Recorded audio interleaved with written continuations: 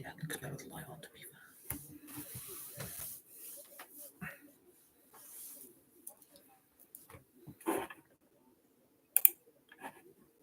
So, guys, Manchester United return to Premier League action on Sunday afternoon away to West Ham United at the London Stadium on match day 9 of the 24-25 Premier League season, where Erik Ten Hag today has been given the next 5 fixtures to prove that he is still capable of being Manchester United's current manager. He's been given the next 5 games to turn around the current results and the current mess Manchester United are in. But I think the biggest problem for Manchester United is that they're up against West Ham United, who have had a fantastic summer transfer window where players they brought in, Somerville, Aaron Wan-Bissaka and Fulkrug, have so far struggled to adapt to Premier League life under Julian Lopetegui. And I think Erik Ten Hag could get Lopetegui the sack as West Ham United's manager this weekend if West Ham fall to a miserable defeat at home to Manchester United on Sunday afternoon. Obviously, it's a bit disappointing that the game isn't live on the telly, so we will find a stream to be able to watch the West Ham Manchester United game. But I think, Erik Ten Hag is under huge pressure, especially after last night's result away to Fenerbahce in the UEFA Europa League. And I think a lot of people are taking that point last night as a positive result for Manchester United. I think people need to think again about that result last night. If people think a point is positive away to Fenerbahce, where you have picked up 3 points from your first 9 possible in the UEFA Europa League, I can't call you a Manchester United fan. I can't call you a Manchester United supporter. That result was embarrassing last night. Manchester United threw it away as per usual, and Manchester United so far have struggled to get a win in a European competition this year. And it's also over a year now since Manchester United last won in Europe. But Lopetegui's West Ham are under huge pressure following a 4-1 defeat at the hands of Tottenham Hotspur last weekend on Saturday afternoon. So Lopetegui is facing a crisis now to keep his West Ham United manager's job, where Lopetegui was meant to go into West Ham and absolutely rip everything up and bring West Ham onto the next level. I think the problem with Lopetegui is he was a good manager when he was at Wolves, and obviously he left at the end of the season, or was it the start of the last season when Manchester United were playing Wolves, and Manchester United obviously won last season 1-0 at Old Trafford, and Lopetegui resigned a week before the season started, and everyone expected Wolves to absolutely capsize and get relegated last season. But I think, compared to what Gary O'Neill's done to what Lopetegui was doing, obviously the Gary O'Neill effect is now affecting Wolverhampton Wanderers. But I think, Lopetegui leaving Wolves was a blessing in disguise for him as a manager, because I think he then ended up, was it at Sevilla? And obviously we then lost to Sevilla in the UEFA Europa League, where we had the likes of Marcel Sabitzer and co in the first season in charge for Erik Ten Hag, where we were 2-0 up at Old Trafford, threw it away, and then we got hammered away from home away in Spain. And I think Lopetegui is really struggling to adapt to being a Premier League manager again. I don't know if the summer recruitment's actually done West Ham any bonuses. I don't know if the trouble off the pitch with Paqueta with all this betting scandal, or West Ham are just struggling to score goals, and they're obviously struggling to keep a clean sheet. West Ham have brought so many players to improve their current team, and obviously West Ham aren't clicking on the pitch. And I think last weekend's defeat to Tottenham was the final nail in Lopetegui's coffin, because I just don't think Lopetegui will last much longer as West Ham's manager. And I think a bad defeat at the hands of us in Manchester United will be the final straw for the West Ham owners. And I think, West Ham made a massive mistake letting David Moyes go. I thought David Moyes did quite a good job at West Ham. He won the Europa Conference League with them, and obviously the West Ham fans then started claiming that they were champions of Europe. They know what they are. Unfortunately, when you win a B-Tech version of the Europa League, it's not exactly, champions of Europe status. I thought West Ham would have pushed on when they won the Europa Conference League, and obviously West Ham have really struggled to adapt since the life of the departure of Declan Rice. West Ham haven't been the same team as what they used to be, because I think they missed that midfield maestro than what Declan Rice offered West Ham on a full-time basis. And Declan Rice was starting every game for West Ham United.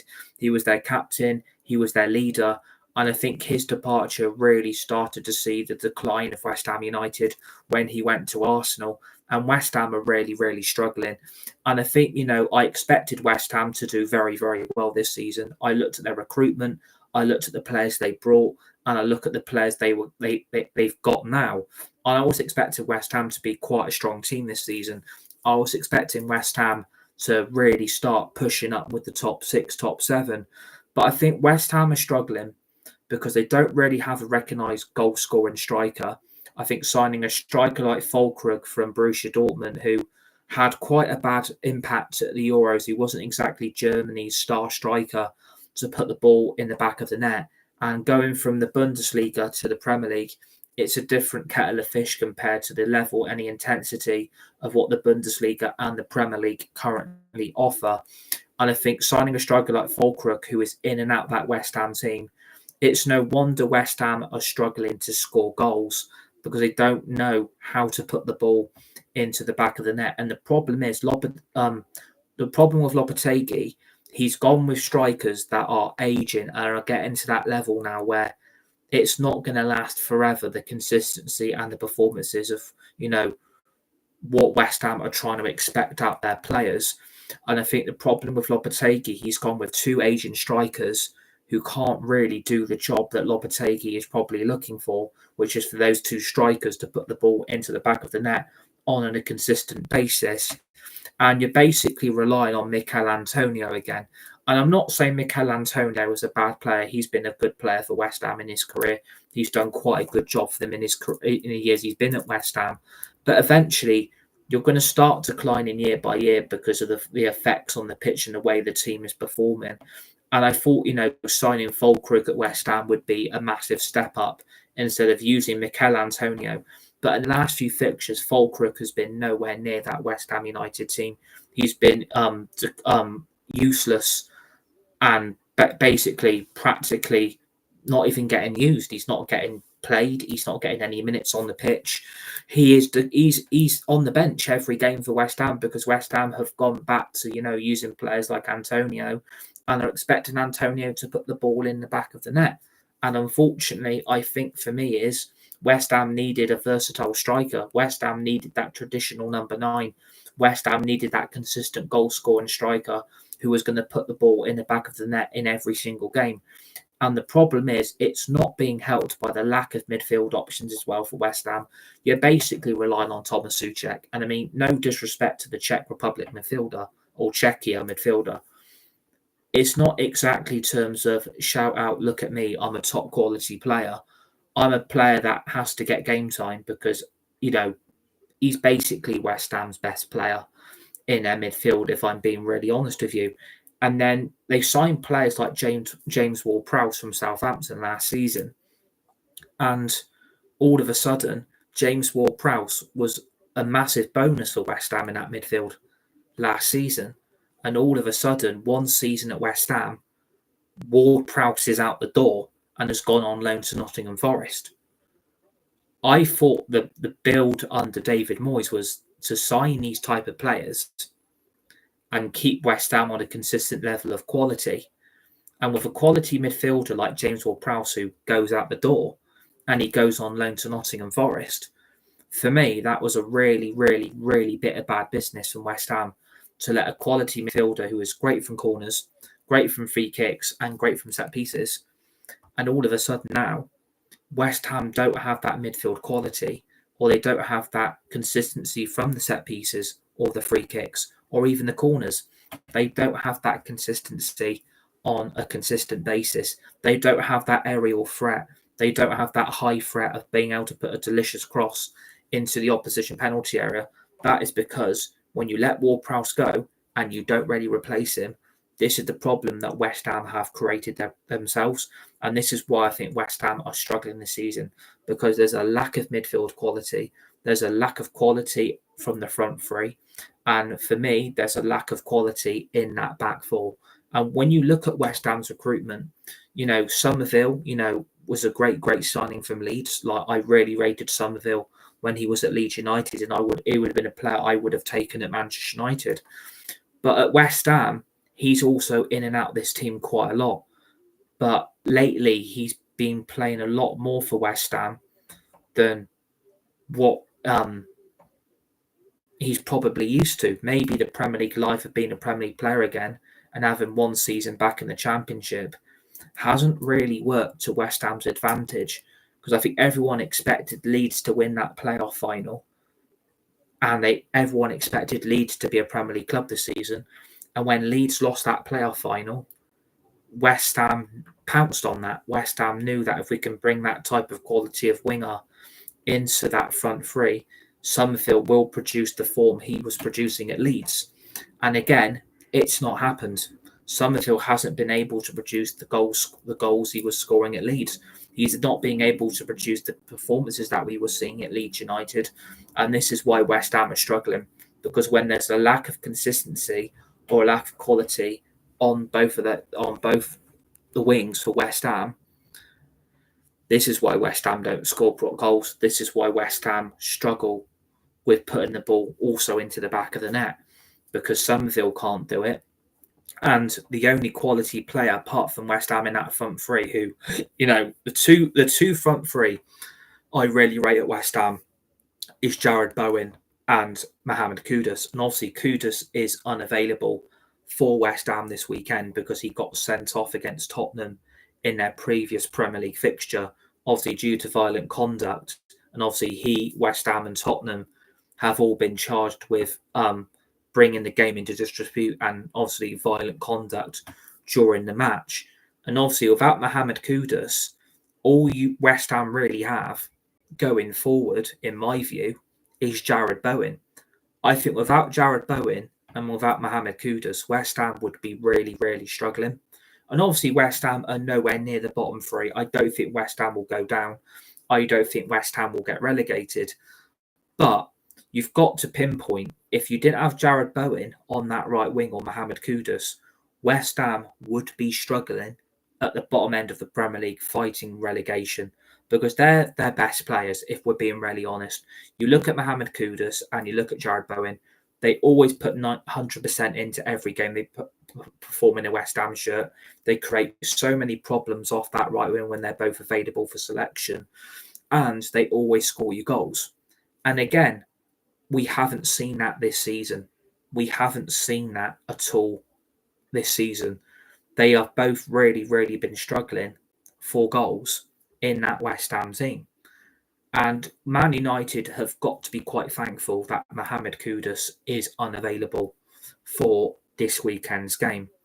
But then you've still got the effect of Jarrod Bowen. Jarrod Bowen can always produce the goods, and he always guarantees you consistent performances in a West Ham United shirt.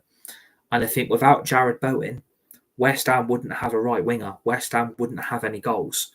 And it still concerns me that Jarrod Bowen is probably going to start on Sunday afternoon, because West Ham haven't got Mohamed Kudus.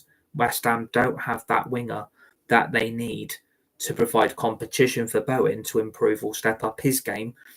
And I think Jarrod Bowen is going to be a massive threat against Manchester United, because he is going to target that back four that is so vulnerable at the moment, with the likes of Diego Dalot and Victor Lindelof both back in that team, in that back four nearly every game now. Because again, what I'm hearing from Erik ten Hag again, and I'm getting a little bit frustrated with Erik ten Hag, and I want to back the manager, but what I'm getting annoyed with is the injuries are costing us. The injuries are a problem. This is why the results have been bad. This is why the start to the season hasn't been brilliant, is that the injuries are a big problem again. And do you know what? I am getting sick to death of Erik ten Hag trying to find an excuse when Manchester United are not playing well, why the results of the season haven't been good enough, why Manchester United are not on a consistent basis. I'm getting to that point now that I'm getting sick to death of Erik ten Hag trying to find fault, Erik ten Hag trying to get out of trouble, Erik ten Hag trying to come up with a mistake, Erik ten Hag trying to come up with an excuse. I'm getting to that point now that I'm getting a little bit sick of it, that Erik ten Hag tries to find an excuse when it starts going wrong. You can't use the injuries as a problem that Man United aren't performing well. We are better without Harry Maguire. We are better without Mason Mount. We are better without Luke Shaw. We are better without Malacia. We don't need them. And all I hear at ten Hag is the injuries are now a problem again. And that is all I've heard this afternoon, is that the problems and the injuries are causing Manchester United a crisis again. I'm sorry to say, you've got De Ligt there, you've got Martinez there, you've got Dalot and Lindelof. I mean, what is Erik ten Hag trying to find fault with? Like, what is Erik ten Hag trying to pinpoint that's a problem? It is a problem that we haven't got a left back, and everyone has to admit that. Manchester United are suffering without a left back because we haven't got that left back that can really push forward with the ball and create any problems or any type of, goal scoring threat. We don't really have that type of left back at the moment because our main two left backs are both injured. And I'm not saying Luke Shaw's going to be there for the club full time anymore. And I'm not saying Malacia is going to be there either. I don't think Malacia and Luke Shaw will ever play for Manchester United again because they're both massively injury prone. And Erik ten Hag has got a problem there because he's having to deploy Dalot at left back or Victor Lindelof. But Erik ten Hag is creating the problems in that back four because the opposition are targeting the likes of Lindelof and they're targeting the likes of Diego Dalot because they know both of them are very, very vulnerable at left back because they're both right-footed players. They're both more comfortable inside the two centre-back positions or both of them at right back. Neither of them are left backs. And Manchester United are having to use both players at left back because we've got no left back. And Erik ten Hag then creates a problem because when the opposition targets that left back role, the opposition have an absolute field day. Manchester United should have signed a left back in the summer. It's a massive, massive mistake that we didn't bring one. But again, it was excuses of financial fair play and sell to buy that has fucked Manchester United and Erik ten Hag over. Erik ten Hag should have been demanding a left back was brought in because he knew the injuries to Shaw and Malacia were bad. And he should have been onto that board every day till deadline day to get him a left back. I even would have took Reguilon back. Why everyone was against the Sergio Reguilon signing, I will never understand this. Why everyone was against it, I would love to hear your views and I'd love to hear your opinions on this. Why was everyone against Sergio Reguilon being brought back? Because he was better than Shaw, he was better than Malacia, and at least he can keep himself fit. And he was putting in a good role at left back, and he was doing the job that the manager wanted. And at least he was getting forward with the ball, and he was helping the left winger get a bit more towards the opposition penalty area. We don't have that because we've got no left back. We are relying on Lindelof and Dalot.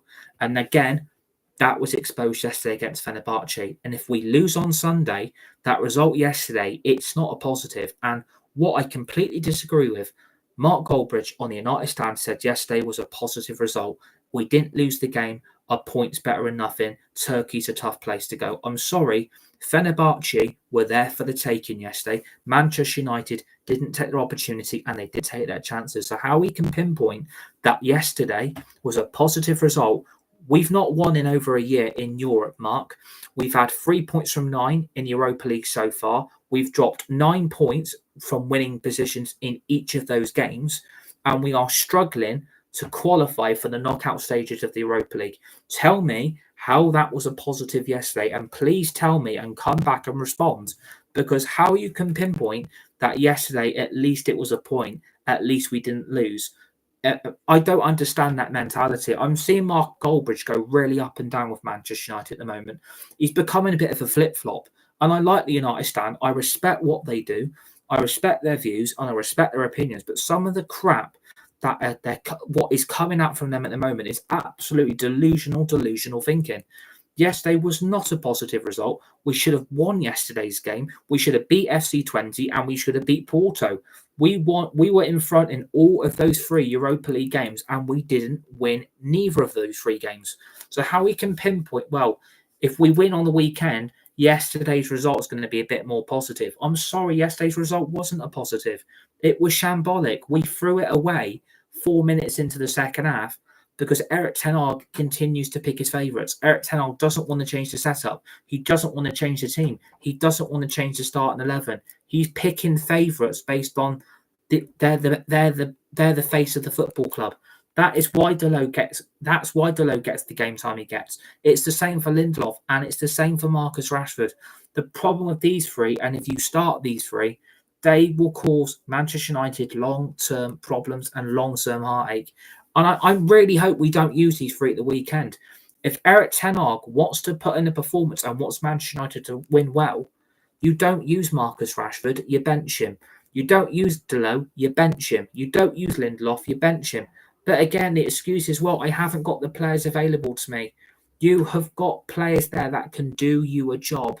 I mean, why Harry Amas hasn't seen a game at left back this season absolutely bewilders me, where he had plenty of game time on pre-season tour, and all of a sudden he now doesn't get any game time. It makes no sense when you've got a quality 17-year-old youngster who is ready to fill the void at left back, and you now don't want to use him. I don't understand the mentality of Erik ten Hag trying to produce young, hungry players into the future Manchester United's lineup. He did it with Mainu, so why can't he do it with Harry Amas? Is he not ready? Is he not the level? Has he not got the quality that Erik ten Hag's looking for? I don't understand, and I think it's a big, big regret that Erik ten Hag is making that mistake. There's a left back there that can do that role. So why Harry Amas hasn't played, it makes no sense. And I would like to see him play on Sunday, but I don't think Erik ten Hag's going to pick him. It will be Delo or Lindelof at left back or right back again. That's my view for the weekend. It will be Delo at left back, and I'm kind of hoping we won't see Lindelof at right back on Sunday, because I don't understand all of a sudden why is Lindelof getting back in this team? Why is Lindelof all of a sudden getting this game time? He doesn't deserve to be at this club. He should have been sold in the summer, and Manchester United kept hold of him because of Sentiment FC. That's all I hear again is Sentimental FC from this football club. Some of these players are too sentimental to the club. Some of these players are too sentimental to the future. Some of these players should be shown the door because of their sentimental value that they offer Manchester United Football Club. And I'm sorry, they don't offer sentimental value. They don't. They are fucking us up on the pitch. Everything is getting screwed up because these players cannot do their job. These players cannot do their role. These players can't do the job that Erik ten Hag is wanting out of these players. He can't keep saying, oh, well, at the end of the day, I've got injuries. I have to get on with it. I've got the squad I've got. You can't use that as an excuse anymore, Erik. I don't care if Maguire's injured. I don't care if Mainu or Malacia or Shaw or Euro. Like, how many more times are we going to keep seeing, well, do you know what? The injuries are a problem. The injuries are a problem. The injuries are a problem. Erik ten Hag has got to get on with it. Erik ten Hag has to realise it's about time. Stop using excuses and get us performing on the pitch. Erik ten Hag, if you continue to pick your favourites, mate, you are going to be out that door very, very quickly. But Erik ten Hag's too naive. Erik ten Hag is in complete denial to change that team up because he's using the injuries as a major excuse that Man United are performing badly. That's why the results have been pear-shaped. I completely disagree. The results have been shit, but you can't start using, well, the injuries on the pitch are affecting us. It's affecting the mentality. It's affecting the morale. It's affecting the positivity. It's affecting the performance on the pitch. The team isn't gelling because certain individuals are not playing because they're injured. At the end of the day, I know Mainu's injured. I know Mount's injured. I know Maguire and Shaw and Malacia and Yoro are all injured. At the end of the day, I don't care. You have still got players that can do a job for you, even though half these players are also shit, along with some of the shit that's injured. At the end of the day, you need to get on with it and start getting this team to perform. Because if you've been given the next 5 games to turn this around, this needs to start. Fenerbahce was 1, West Ham's 2. If you don't beat Leicester and you don't beat Chelsea and you don't beat PAOK, I'm afraid this is it. This will be game over. Erik ten Hag will have to be sacked because Manchester United cannot carry on like this till Christmas. They can't carry on. It's got to start changing very, very, very, very quickly. Otherwise, we are going to be in the shit. We are going to really, really struggle to turn this season around because the season is dead already. The season is dead already. And I'm afraid this is down to Erik ten Hag picking these players. It's down to him picking the team. And I don't understand why no one's advising him. It's about time you dropped Delo. It's about time you dropped Rashford. And it's about time that you realise Victor Lindelof isn't good enough. And I keep banging the drum because I know these 3 ain't good enough. Rashford isn't stepping up. Delo is trash. He's got worse the last 4 or 5 games. Victor Lindelof was a player that Manchester United were desperately trying to get rid of in the summer. And all of a sudden, once Maguire gets injured, Yoro's still not fit, we're going to need Victor Lindelof to be a reborn player. And I'm sorry to say, this is what happens when you keep these players down to sentimental value, what they offer the club, the long-term longevity, what Victor Lindelof's done for this football club. I'm sorry.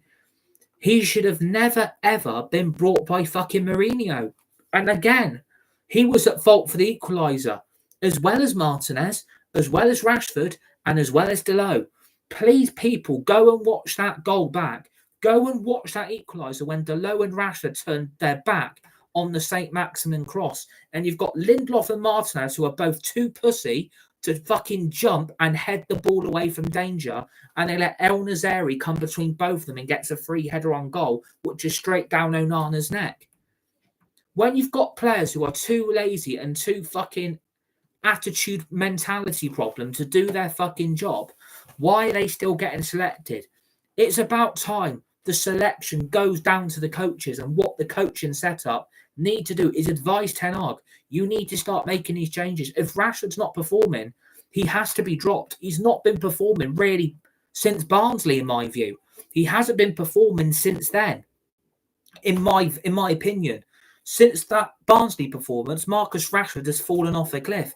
And everyone absolutely speaks volumes. Oh, look at the assist he got for the Garnacho equaliser against Brentford at the weekend. That Brentford result went out the window yesterday evening because Manchester United couldn't keep up the levels and win back-to-back games. That is a mentality problem. That's a mentality issue. And Marcus Rashford is half that problem.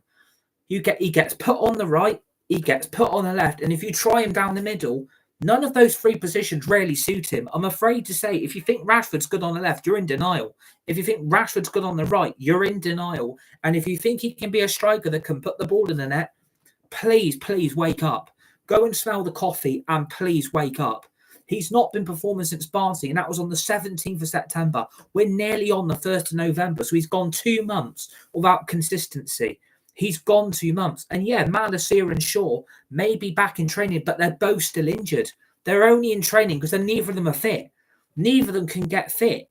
It's good having the players in training and all, singing camp songs and getting marshmallows on the fire. But at the end of the day, if they're not fit, they're still injured. They're back in training, but they're not fit. So that means they're still injured. They're still struggling to get back fit. And again, that is the mentality.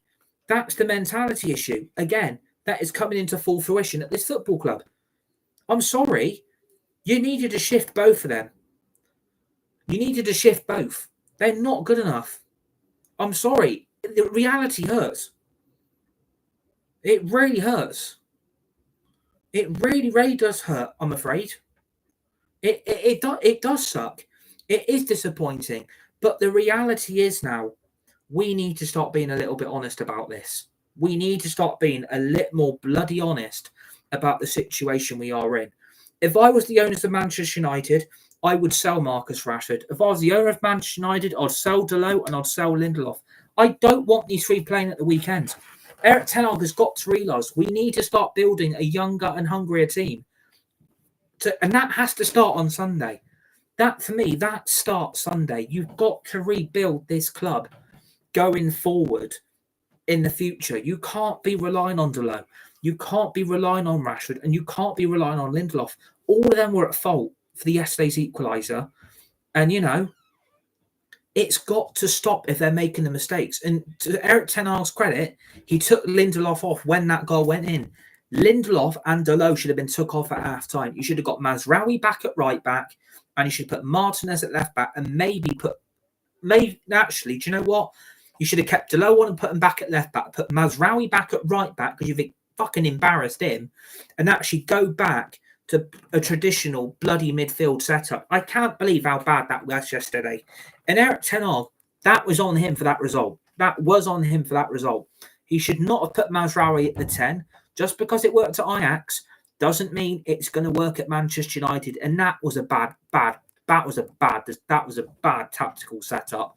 That was a bad tactical decision to play a right back in the number 10. That is idiotic 2.0. Just because it worked at Ajax, you think it's going to work at Manchester United with a click of a finger. It's not going to work. And I felt sorry for Mazraoui.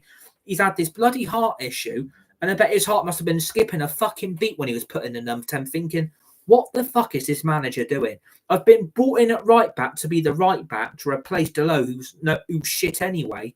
And all of a sudden, I'm being drafted in the number 10 position because Delo is basically crap. And I'm being put in at right back to, for the future because you've begged me and begged me and begged me to get me from Bayern Munich and leave them, the ex-German champions. You've begged me to leave a Champions League club to come to a club that is embarrassing in the Europa League, and all of a sudden you're drafting me in at the number 10 because you haven't got your star midfielder available. And Bruno Fernandes will come back into that team at the weekend. Bruno Fernandes will come back in because Mazraoui was shit in that number 10. It didn't work. And you've got Robbie Savage and whoever the other TNT sports commentators commentating on the game yesterday saying, do you know what? When we went 1-0 up, wouldn't they wax in lyrical about, well, that tactical lineup paid off. Putting Mazraoui in a 10 so far has actually worked. Yeah, 4 minutes into the second half, they soon changed their tune. Oh, it didn't work, did it? It didn't really pay off. Well done, Sherlock. I mean, it shouldn't work, and it would never work. That was idiotic for Ten Hag to expose and embarrass Mazraoui yesterday. That's disgusting. It really, really is disgusting. And I don't want Inzaghi. I wanted Tuchel. I don't want any other manager except Tuchel. I don't want anyone else. The only other manager I would take with a pinch of salt would be Ruben Amorim from Sporting Lisbon. I don't want Inzaghi. That will fail. That will fail. And it will get exposed again. We will never get back to the level. We're never going to get back to the consistency with these players. And I'm glad Bruno will be available because Bruno was missing badly yesterday. And I can't understand why he didn't start Casemiro, Ugarte and Eriksen in that midfield three. And again, that's what I want. That is what I want from Manchester United, is to play a traditional midfield three setup. That is the norm. You should be having three midfielders in that midfield to do that midfield roles that all of them can do. Eriksen should have been pushed more in that number 10 position yesterday to be sat behind Xerxes, just behind Rashford and just behind Garnacho. That was made for Eriksen yesterday, and Erik ten Hag completely ignored it. And that can't be ignored on Sunday. Once Bruno's back in, it will help Eriksen. It will help Eriksen because Mazraoui did not work. And I can't believe we played two CDMs in that team yesterday. I'm disgusted. Whatever genius thought that was a brilliant idea to go with, that was delusional. That was absolutely fucking delusional. How bad that was and how pathetic that was to go with Mazraoui just in front of Eriksen and Ugarte, and we played two CDMs. That is naive management. That is naive setup. That is naive tactical approach. And it shows a bloody lack of respect to certain players that actually can do that number 10 role. That was born for Eriksen yesterday, and it got neglected. And the only positive from the game yesterday that Ugarte has to be starting the rest of our games this season. Ugarte has to be starting week in, week out now, in my view. He has to be starting. He made that midfield so beautiful to look at yesterday. The CDM role that he was brought in because he's a massive upgrade on Eriksen. He's a massive upgrade on Casemiro. The job he did yesterday was absolutely fucking magnificent. And tonight, Tadic was that brilliant piece of defending to prevent that straight away equaliser to deny Dusan Tadic because we took the lead, and then that brilliant bit of defensive play from Ugarte to deny Tadic. If he wasn't there, that ends up in the back of the net, and it would have been an absolute bloody travesty to concede a goal that quickly from the goal that we scored. That was down to Ugarte's brilliant defending. If Ugarte wasn't there, we concede that goal. If he didn't put that tackle in, Tadic has a tap in. And he was so magnificent because Ugarte is being able to bring out the ball from the CDM role and get that ball moving a bit more forward up the pitch. We don't have that. And I think now it offers Manchester United so much going forward. It really, really does. Agate was an absolute blessing. And this shows why we paid the 60 million. It does show why we had to sign Agate. Because that CDM role, he makes it look his own. And yes, he may have put in a few stupid tackles and he gave away a few stupid free kicks away, but at least he was trying to fight for the ball. At least he's trying to be that midfielder and that, that monster that we've been missing, because we haven't seen that. And Casemiro's declined, and so has Eriksson. And Eriksson may had his goal yesterday. And I do fully expect Eriksson to start Sunday. I can't see Eriksson not starting because he scored that goal. And it didn't help by not having Bruno. I mean, eventually the conversation is, when Bruno Fernandes ever goes or leaves this football club, he ain't going to be the only one. It will be Eriksson and Casemiro as well. So the midfield is going to look very, very weak. And we can't rely on Bruno Fernandes forever. He ain't going to be at this football club forever and a day. So, eventually we saw that yesterday. I think we lack that leader. We lack that person in the midfield that can pin a pass. We lacked that creativity. We lacked that leadership. And I think when we conceded the goal, we didn't exactly do much. We didn't exactly do a lot to convince ourselves that we could win that game. And I didn't think we were going to win. I think when the equaliser went in, the heads dropped. And I think that's because we miss a leader. We miss that person that can try and get these players to respond to the error of their ways, to the goal that was conceded, that we should not have conceded, because it was a piss poor goal to concede. And again, that midfield lacks when there's no Bruno. And it lacks when there's no Mainu. We are lost without those two. We are really, really lost. And we need Mainu back quick. But at least we've got Fernandes available, which will help Eriksson's midfield role be a bit more beneficial towards the game on Sunday. And I expect then Agate to start from beyond, because I thought he was Man United's best player yesterday. By an absolute mile. He's Manchester United's best midfielder. He's miles above Casemiro. He's miles above Eriksson. And without him yesterday, we would have conceded that equaliser early on in the first half, and we would have gone into the second half with it being 1-1. I'm glad Agate was there to stop that Fenerbahce attack. I was grateful Agate put in that tackle in the first place to prevent Dusan Tadic, because if he wasn't there, we concede early and we concede straight from the goal that we've rewarded ourselves with. So Agate has to start for me. It has to start.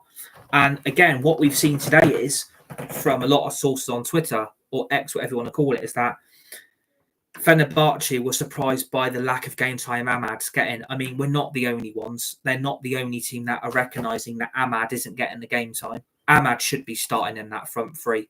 It shouldn't be down to Rashford and Garnacho battling it out on that left wing. One of them is superior over the other. One of them needs to be dropped to that bench where they belong. And it ain't Garnacho. Rashford is then one that needs to be dropped, and Ahmad needs to come in. And Fenerbahce recognised when Ahmad was brought on and he had that first touch and he got past that Fenerbahce player. They've even come out and said Fenerbahce shat themselves. They absolutely thinking, shit. And that is a sign of the type of quality that Fenerbahce actually recognise. They recognise that quality. They recognise that quality of the Ahmad. They recognise the skill. They look at that player thinking, he's young, he's versatile, but look what he can do so early on as an impact sub. And, if he would have got beyond that Fenerbahce player and got that ball into the box, we might have won that game. That is why, for me, Rashford should not be playing Sunday, and Erik ten Hag balances that front three better. You go with Ahmad, you go with Garnacho, and what Erik ten Hag needs to realise now, and even Romano's come out and said today, the rumours of Joshua Zirkzee getting sold or leave Manchester United are wide of the mark. Manchester United still back the player, and Manchester United still trust that he's still learning. I completely disagree with that. Erik ten Hag was foolish not to start Rasmus yesterday. That game was there for Rasmus to score goals in.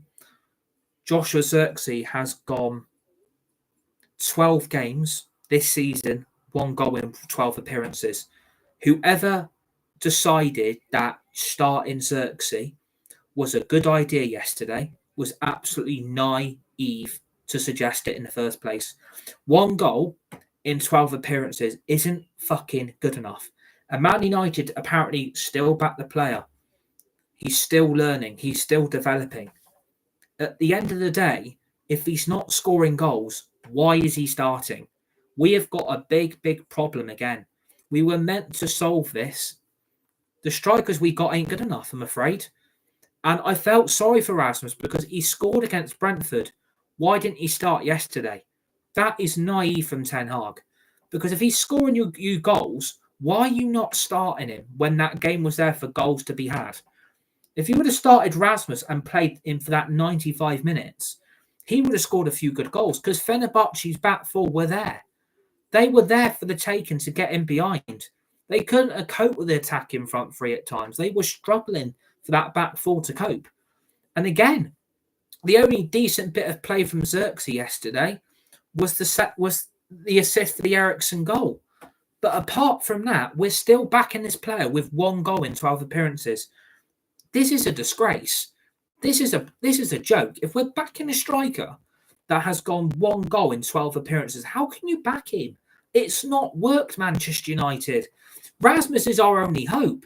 And I'm not saying he's going to bang a goal in every game, which he hasn't. But he scored against Brentford, so why has he been dropped? He has to come back in Sunday, in my view. Because Højlund's miles above Xerxes' quality. He's miles above his level. And all of a sudden, Rasmus is back on the bench. And it's like the excuse from Ten Hag is like, well, I need the players for Sunday. I need to keep the squad fresh. I need to change things. But why change a winning team, Erik? Why change it? You won against Brentford and you bottled it again yesterday. Absolutely bottled it. And I'm afraid to say that is what's going to cost Erik his job. And I think Ineos need to start looking at some of these decisions Erik Ten Hag is making as manager. He's starting players over others. There's certain players that shouldn't be starting a game for us that still get the game time they don't deserve. And you've got a striker that we've paid, 36 million for? About that from Bologna for Xerxes. And they thought one goal in 12 appearances, was a good idea to start yesterday. It's naive. You don't start a striker that ain't scoring you goals. You have to go with a striker that's a bit more consistent and who's actually putting the ball in the back of the net. I don't understand that. I really am struggling to understand what the point of that was yesterday. I am struggling to understand what was the point, because it's not benefiting Manchester United. It's making things worse, and it's affecting Rasmus's form. It's affecting his morale, and you can see that by the body language. He was so frustrated yesterday because he knows he's got the hunger and the desire, and he knows what it takes to be a Manchester United player, and he's actually giving a shit. He actually wants to win. But when you've got a goal scorer like Joshua Xerxes not scoring you goals, I just can't know why you should be starting it, and I wouldn't start him against West Ham. We need to be targeting that West Ham back four, because if you can target that major vulnerability that West Ham have, they will concede a shitload of goals. And I want to see this front three of Ahmad, Garnacho, Højlund. That, for me, should be our front three.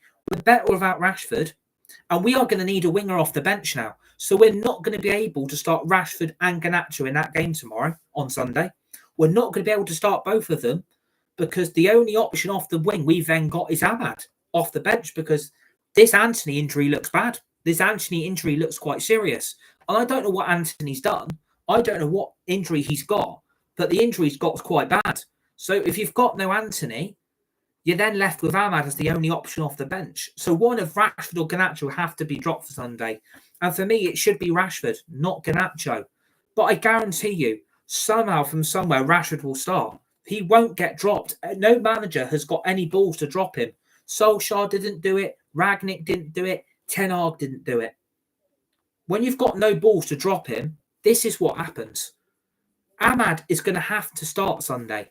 You target that West Ham back four, we will have a field day. That front three we have, we'll score a fucking load of goals. But again, somehow from somewhere, Marcus Rashford will start. And again, it will frustrate me. And I think it will frustrate a lot of people that Rashford is still starting games when he's not performing. There's something going on there, and it needs to be called out now. Why is Rashford getting the game time when he ain't performing? Why is he getting the amount of minutes he's currently getting when he isn't showing the form of the Marcus Rashford we had in season 1 under Ten Hag? What is going on? Is there something in his contract that he has to keep playing? Is there something in that contract saying, well, if you don't play me, your club gets fined. I don't understand, but for me, you definitely drop Rashford for Ahmad, and you have Rashford off the bench as an option in the second half when the West Ham team and their back four and the whole lineup gets tired and weak at the end stages of the game. But let's see what happens from the full-time whistle from the London Stadium on Sunday afternoon. Remember to hit that like button and the share button. Please keep subscribing to the channel. United Red Devils 20. Share the video, hit the tweet button, hit the retweet button, and always remember the notification bell. Put that bell on auto so you receive dedicated and upcoming brand new content we've got planned for these last 2 remaining months in 2024 this year. We've got that brand new videos, shorts, live streams, and much more brand new stuff I want all of you to get involved in. Share the video, hit the tweet button, hit the retweet button, and if you put that notification bell on, you will see all this brand new content that we have got planned for all of you amazing people. And then obviously, join me for the full-time reaction and from the full-time whistle once it goes from the London Stadium. We need to win on Sunday, because if it's true, Erik ten Hag has got these next 5 games to turn this around. If it goes badly Sunday, that's then 2 games without a win. He's then got 3 games to keep his job. So enjoy your week, enjoy your Friday afternoon, your Friday evening. Stay safe, be nice, be kind to each other. Enjoy your weekend, and I'll see you guys on the next one.